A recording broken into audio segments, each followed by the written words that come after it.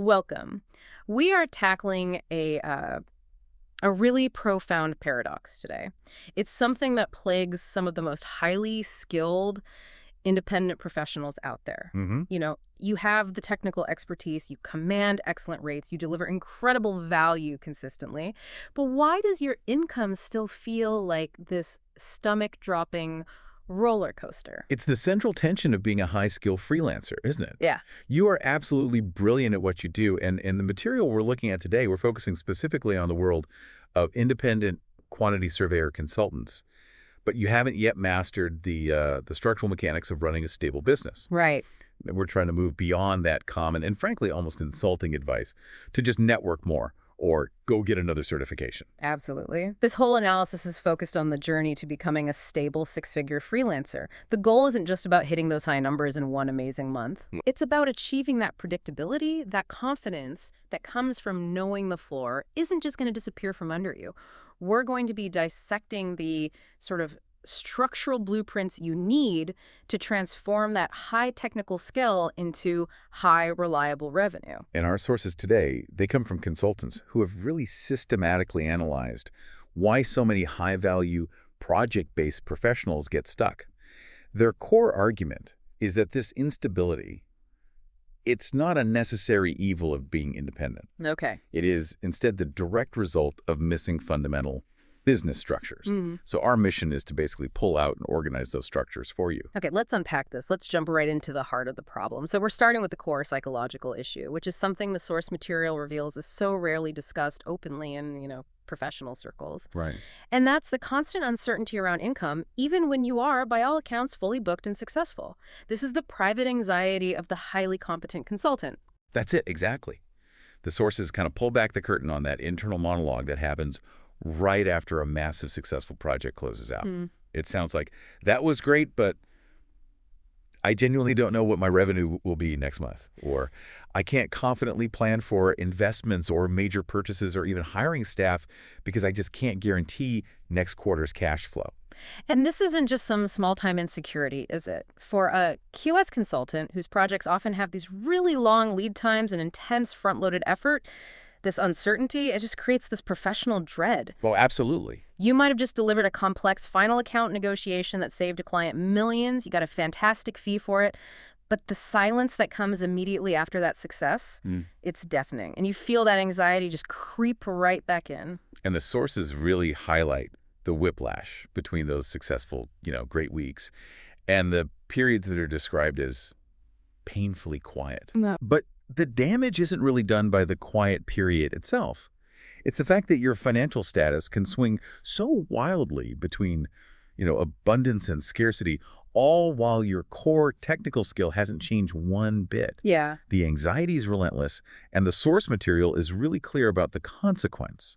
Yeah. This constant uncertainty, it doesn't just reduce your bank account. It, and I'm quoting here, eats away at your confidence. That's a crucial distinction. We instinctively assume that professional confidence comes from our performance. If I use my QS skills to deliver a perfect budget estimate or a risk analysis, I feel confident in my ability. Sure, that's part of it.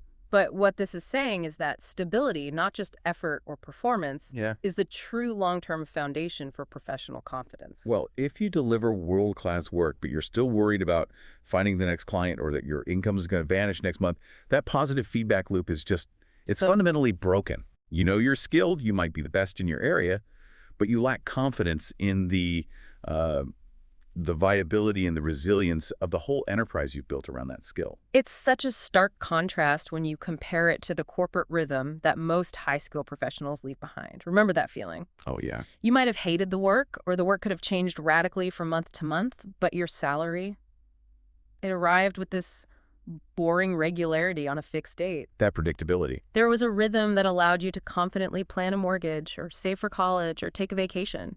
That rhythm is invisible infrastructure. It creates this critical mental space. And when you move to being independent, the source material says this brutal realization hits. Income doesn't just appear through the magic of corporate payroll. You have to generate it. And if you're generating it randomly through these high-intensity bursts of effort and, sheer luck, you've basically just substituted a fixed corporate rhythm for financial chaos. Chaos. That's the perfect word for it. And it's encapsulated in what the source calls the exhausting cycle. I think every independent professional listening has lived this. Let's really deconstruct this pattern because it's so stress-inducing. It goes busy, quiet, panic. Accept anything evil, busy. And on and on. It's a vicious, self-defeating loop. So let's start at busy.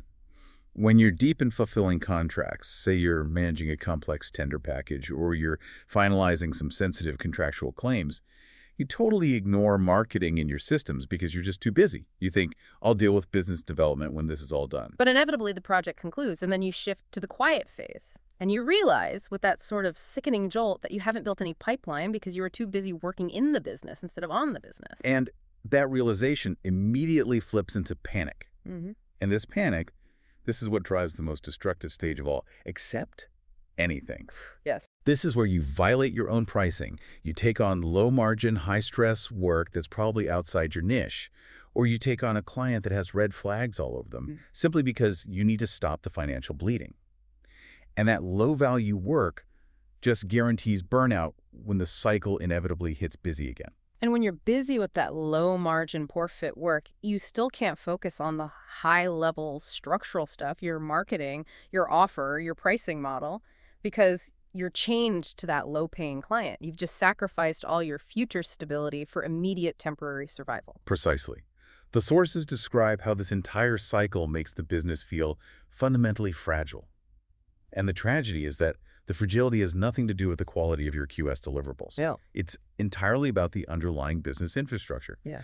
You can be the leading expert in risk valuation in your whole region, but if your business is running on panic, it will always feel unstable and just unsustainable. And this brings us right to the central kind of paradigm-shifting truth that the source material offers. Which is? Financial stress in the high-skill consulting world is rarely, if ever, caused by a lack of technical skill. And we really need to just sit with that for a moment, because if you're listening to this, especially if you're a seasoned QS consultant, you are already highly competent. You've passed the Royal Institution of Chartered Surveyors exams. You have the portfolio of successful projects. Your technical product is excellent. So if technical brilliance isn't the solution to the income anxiety, what is the real culprit? And the source points explicitly to the lack of structure. This is that critical aha moment that separates, the perpetual contractor from the CEO of a six-figure freelance consultancy. Well, the problem is that consultants often fall into this trap. Because they're technical experts, when they face a business problem like a cash flow shortage, their instinct is to solve it with a technical fix. Right. They believe they need to read one more technical manual or learn one more software package or get one more niche certification. That's fascinating. Why do highly skilled people default to skill acquisition? Why do we do that? Right. Because technical skill acquisition is comfortable and familiar. It offers clear boundaries and measurable progress. If I study construction law, I know I'll get better at dispute resolution. It's a known quantity. Right. But defining a market niche or setting up a repeatable marketing system, that involves ambiguity, uncertainty, and it requires managerial effort, which is a fundamentally different skill set than QS delivery. It's a classic misdirection of effort. You're trying to solve a systemic operational problem with a technical skill upgrade. It's like trying to fix the plumbing of the business by polishing the exterior. Great analogy. You've reached peak efficiency in delivery, but you're at zero efficiency in acquisition and stability. And this structural gap is what keeps the six-figure freelancer trapped in that feast-or-famine cycle, regardless of what their hourly rate is. Mm-hmm. The only way out is to recognize that structure is a completely separate competency that has to be built and managed and maintained. So the transition now is to the solution set. The source material outlines 6 specific structural components that have to be installed. And these aren't just optional marketing tactics, they're the required chassis for a stable consultancy. Exactly. They create momentum, predictability, and control, and they replace that reliance on luck, timing, and just sporadic panic. We're moving from being a reactive, high-paid contractor, constantly waiting for the next tender, to running a proactive, systemic, resilient QS business. And implementing these 6 pillars is the difference between just working harder and actually building a reliable engine. Okay, so let's get into them. The first two foundational requirements, they focus entirely on defining how you, the consultant, present yourself to and interact with the external market. This is all about clarifying your position so powerfully that clients immediately stop comparing you to others. Let's dedicate some serious time to Pillar 1 then. This is, on paper, the simplest concept, but it's probably the hardest to execute well. It really is. It's a clear offer that clients understand instantly. Instantaneous understanding is the structural goal here. And why? Because if you, the consultant, have to spend the first 30 minutes of a meeting just explaining what you do and how you're different from the QS firm across town, you've already lost. Yeah, you have. The source material says that if a client needs a long, detailed explanation, your offer is just too complicated to generate immediate trust or, importantly, to be passed on. I can just imagine a typical QS offer sounding something like, we provide comprehensive cost management, procurement advice, contractual risk mitigation, and final account services across civil engineering and commercial construction projects. Right, the laundry list. It's technically accurate, but it's completely generic. So how does a clear offer shift the psychology for the client? It creates an immediate psychological shortcut. The client isn't looking for a general service. They're looking to solve a critical, painful problem. So a clear offer aligns you directly with that pain point. Instead of that generic description you just gave, a clear offer is something like, we guarantee your data center fit-out budget stays fixed by implementing real-time risk tracking on variable supply chain costs. Wow. Yeah. See the difference? The second one is direct. It solves a high-stakes, specific pain point for a defined market, and it is instantly referable. It just cuts through all the noise. And that instant clarity generates immediate trust and reliable referrals, which are structural stabilizers. If your offer is complex, the potential client has to exert all this mental effort just to figure out how you help them, and that slows down the sales cycle and introduces doubt. Right. But maybe more damaging for stability is that a complex offer is impossible to refer effectively. That's a powerful point.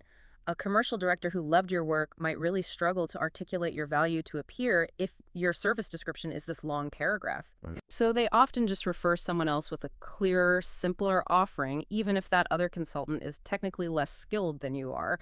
You lost a referral because of structural clarity, not technical merit. Exactly. The six-figure freelancer structures their offer not based on all the things they can do, but on the single most valuable problem they will solve for their specific client. If your offer sounds like every other QS firm, you are instantly competing on price, which just destroys the margin, not pressure goal we'll talk about later. This naturally leads us right into Pillar 2, a niche that people recognize and remember. We hear about niching all the time, but the source emphasizes that external value, recognition, and memory. And this is where we need to address the central fear of independent professionals, which I know a lot of our listeners are feeling right now. Please, let's get into that friction. Isn't niching terrifying? I mean, if I specialize only in, say, remediation costing for complex chemical plants and that market slows down next year, haven't I just eliminated 80% of my potential client base and fundamentally increased my risk? That is the natural, fearful reaction. But the source material argues the complete opposite.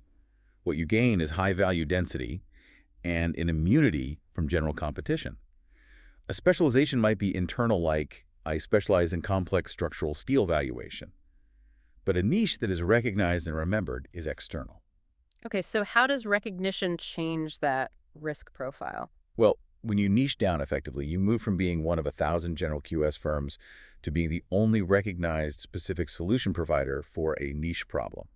So when a developer handling a complex chemical plant remediation project hits an unforeseen cost issue, they don't Google QS consultants. No. They ask their network, who is the expert in remediation costing for chemical plants? And if you've done your job with Pillar 1, your name immediately pops up. And that recognition makes your marketing dramatically more efficient. If you're a general QS, you're competing against everyone in every sector. You're often resorting to aggressive tendering at unsustainable rates. If you are the QS for sustainable warehouse development in the Northeast, your competition shrinks to maybe 2 or 3 other focused firms, and your perceived value goes up exponentially.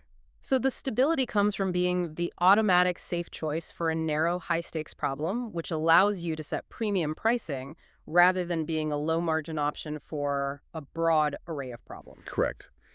Niching down is counterintuitive because it feels like you're limiting opportunity, but it actually concentrates opportunity. It allows you to become the trusted authority rather than just another skilled contractor. You move from competing on cost to being consulted on value.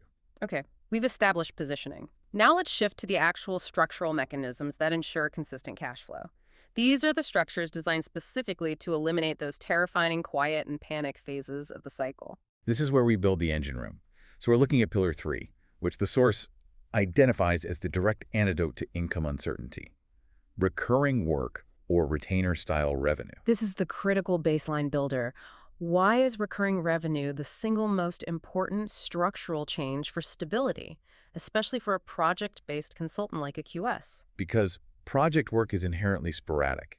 It moves through phases, pre-contract, tender, construction, final account. There are inevitable, sometimes months-long gaps between these high-fee milestones. Retainers establish a predictable minimum baseline that bridges those gaps. They guarantee a fixed floor of income every single month. We need to make this concrete for the QS audience, though. What specific QS services can be packaged into a retainer? It can't just be, always available consulting. Not at all. It has to be a specific, high-value, ongoing maintenance function. So for a QS, this might be something like, one, quarterly risk audits, reviewing all ongoing contracts for latent financial risk, not just doing the monthly cost reports. Okay. Or two, contractual maintenance, providing a monthly review and update service on current subcontractor contracts to ensure legal compliance or to optimize payment terms. That makes sense. Or even something like ongoing value engineering consultation. You set a monthly strategy session that's focused purely on identifying and modeling potential cost savings for the project pipeline, even if construction hasn't started yet. Those are services that clients need continually, even during the slow phase of a massive construction project. They're proactive protection, not just reactive fixes. Exactly.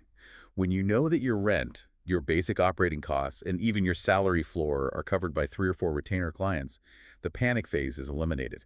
Even if new major project acquisition slows for 6 months, that buffer is there. And that luxury, it fundamentally changes the consultant's focus. You're no longer hunting for any work just to survive. You can focus your limited energy on high-value, high-margin project work that aligns perfectly with your niche, rather than constantly chasing low-fee administrative tasks. The quality of your entire consulting practice goes up, and you gain the necessary mental space to work on your business systems, rather than constantly being trapped in delivery. The source implies that for a stable 6-figure freelancer, retainers are non-negotiable. They transform the wild swings of project income into a steady, predictable flow that's then supplemented by occasional feasts. Okay, now let's talk about client discovery, which often feels like, a magic trick. Moving to Pillar 4. A simple way clients find you. The source really emphasizes simplicity for a reason. Simplicity equals predictability, which is the definition of structure. I mean, think about the opposite, the complex, high-effort, low predictability methods. Right. This is relying on random networking events, hoping a referral comes through purely on luck, or frantically calling old contacts when the bank balance gets low. Those methods are high effort, and they give you zero ability to forecast inquiries. So, if the system is simple, it means it's repeatable, it's predictable, and it doesn't require those massive, desperate bursts of effort during the quiet times. What's the practical structure of a simple acquisition system for a niche QS? It needs to be a mechanism where the client essentially self-qualifies and self-selects. If you follow Pillar 2, the niche pillar, your simple system could be a highly targeted, consistent output of value. For example? For a QS who is focused on data center cost risk, the simple system might be a monthly article or a short report that details cost inflation trends specifically within the data center construction supply chain. This is distributed via a single email list and a single social media platform like LinkedIn. That's it. That's it. It's consistent, which is Pillar 6. It's targeted, which is Pillar 2, and it builds trust. The beauty there is that the consultant can point to that defined system and say, this consistently generates 3 to 5 qualified high-value inquiries per month. You're no longer just waiting for the phone to ring. You know the repeatable mechanism that causes the phone to ring. It shifts the consultant from passively reacting to incoming requests to proactively managing the inflow of specific desirable leads. All right, let's tackle the most uncomfortable subject for many professionals: money. Pillar 5 is crucial for removing that panic element entirely. Pricing that builds margin, not pressure. This is the structural correction to the accept anything phase. When pricing is too low, or if the pricing structure is based on a fearful hourly rate, the consultant is forced into a high-volume, low-margin treadmill. They're constantly under pressure to deliver more hours just to survive. And that is structurally unstable because the consultant has no time or margin to build systems. So when the source says margin, not pressure, it's about creating a financial ecosystem that sustains the business, not just the bills. How should a QS consultant achieve this margin? I mean, often they're pressured by clients and procurement departments to submit hourly rates. They have to move away from the traditional time and materials, or T&M, pricing structure for high-value work, especially within their niche. T&M pricing anchors the consultant to input, which is hours, and that's inherently limited. The stable six-figure freelancer prices based on outcome and risk mitigation, which is the true value a QS provides. Can you give us a concrete example of that shift in pricing model? Certainly. So instead of charging a large corporate client, say $150 an hour for dispute resolution services, Right. which often puts the consultant under pressure to drag out the process, Right. the consultant should pivot. For a niche service like pre-litigation cost analysis for construction disputes, they could charge a fixed high-value fee of, say, $30,000, guaranteed to deliver the comprehensive analysis within 4 weeks. And that fixed fee is based on the massive risk averted or the speed of resolution, not the actual hours spent. That's what creates the margin. Exactly. That margin is the financial buffer that allows for quality, growth, and stability. That margin is what funds your consistent marketing, Pillar 6. It allows you to take a day off for strategic thinking or professional development without financial anxiety. If you're consistently pricing too low, you are structurally guaranteeing burnout and fragility, even if your utilization rate, your hours billed, looks high. This really highlights that pricing isn't just a transactional issue. It's a deep structural element of stability that dictates the rhythm of your entire business. If you accept low-paying work out of panic, you're sacrificing the time and the mental capacity you need to secure high-paying, aligned work in the future. And you absolutely must have the clear offer, Pillar 1, and the niche, Pillar 2, firmly in place before you can charge that premium margin price. If you can't clearly articulate the unique value, the client will always default to comparing your hourly rate to the competition. Okay, finally, Pillar 6, consistent marketing that builds trust. This connects right back to ending the chaos of sporadic, panic-driven sales pushes. Well, when income is low, the typical contractor begins this frantic burst of sales activity. They aggressively network, they try to force leads, and they sell, sell, sell. That is high-effort, low-trust activity. Consistent marketing, conversely, is a system of trust building. Define that consistency, though, because I think a lot of people equate consistent marketing with burning themselves out by posting daily on every single platform. No. Consistency means a steady, valuable presence directed specifically at your niche, executed through that simple acquisition mechanism we talked about in Pillar 4. It's not about selling. It's about providing consistent insights, demonstrating expertise, and just remaining visible. The goal is simple: to ensure that when a client is ready, which is usually months after they first encounter you, you are the recognized, safe, and trustworthy option. Let's use our example. If a client in the data center industry consistently sees your thoughtful reports on construction cost risk, that's your Pillar 4 system, they're developing trust in you over 6 months, even before they've secured the funding for their next project. So when the inevitable cost review or contractual risk issue does land on their desk, they skip the general search and the low-margin tender process. They go straight to the consultant who has been consistently building trust, who's recognized as the niche expert, and who justifies the premium price. The consistency structurally removes the element of luck. It just systematizes the process of becoming the recognized expert. And this feeds directly into the predictable revenue flow from Pillar 3 and allows you to charge those premium rates in Pillar 5. It's an interconnected ecosystem, isn't it? Every pillar reinforces the others. It has to be. Okay, we've broken down the 6 pillars: positioning, flow, and pricing. Now let's summarize the transformative power of installing these structures. The goal is moving from constant anxiety to a state of absolute clarity and control. The reward is a shift from emotional decision-making to rational management.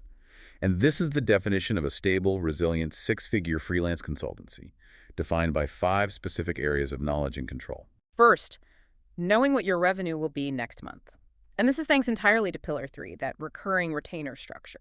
If your operating costs are covered by your baseline revenue, every new project is profit, not survival. That confidence is structurally priceless. Second, Knowing how many inquiries to expect, this is the direct fruit of Pillar 4, the simple, repeatable client discovery system. Hmm. You don't guess. If you know that your content system generates, say, 5 qualified data center leads every 30 days, you can manage your capacity and your pipeline proactively and accurately. You can forecast your work 90 days out. Third, knowing which clients you're targeting. This is proactive, focused effort driven by Pillar 2, your niche. You're not wasting time on generalist leads or chasing clients outside your optimal profile. No. You are laser focused on the high-value clients within your defined segment, and that dramatically improves your conversion rate. Fourth, and this is the most freeing realization for many who leave corporate life, knowing what work to say no to. This is the luxury of selectivity. When pillars 3, 4, and 5 are securely in place, your retainer, your simple flow, your margin pricing, the consultant eliminates the paralyzing accept anything panic. Saying no to low-margin or poor-fit projects preserves your energy and time for high-value, aligned work, which further reinforces your stability. If you can't say no, you're still operating from a place of fear, regardless of your technical skill level or the size of your portfolio. The ability to decline a tender package because it just doesn't align with your strategic niche is the ultimate sign of a truly mature structural business. And finally, fifth, knowing what your minimum baseline is. This number quantifies your stability. This is the absolute floor of income guaranteed by your retainer model, and it is what allows you to sleep soundly at night and make long-term financial plans without the constant dread of the next quiet phase. The source material really reinforces the ultimate conclusion here, that clarity is what truly removes fear from the consulting equation. It replaces that exhausting cycle with a predictable engine that's driven by design. It's not about more hours, not more effort, not more luck. No. It's about superior structural design. The consultant who embraces structure realizes that the effort they put into building these systems, the clear offer, the deep niche, the predictable retainer model, it pays dividends that continuous technical learning alone never could. They stop being a highly paid employee of their own frantic schedule, and they take on the mantle of the CEO of a stable, resilient enterprise. A really powerful shift. So I guess our final thought on this material is that the biggest, hardest, yet most necessary leap for a high-skilled professional is managerial and structural. The path to being a stable six-figure freelancer isn't about continuous technical upskilling. It's about acknowledging that the business side of consulting is a distinct and equally important skill set that requires dedicated system building. We've seen exactly how QS consultants are taught that stability is a system you construct with specific pillars, not some prize you win through sheer technical brilliance. The insight from the sources is clear. The path to building a predictable, pressure-free revenue system focuses entirely on installing these 6 operational structures. For those highly skilled consultants who are still grappling with the anxiety of the feast-or-famine cycle, the core message is simple. Shift your focus. Dedicate a defined portion of your time, maybe 20% of your work week, not to delivery, but to perfecting your business structure. So we'll leave you with one final provocative thought, tying this all back to your immediate practical action. If financial stress is truly rooted in a lack of structure rather than a lack of skill, what is the one structural element you need to prioritize fixing today? Do you need to refine your clear offer to be instantly referable? That's pillar 1. Or perhaps, most critically, could you identify one service you currently offer that could be transformed into a retainer-style revenue package, pillar 3, to build that indispensable minimum baseline? That single structural action, consistently applied, is the start of escaping the panic cycle forever.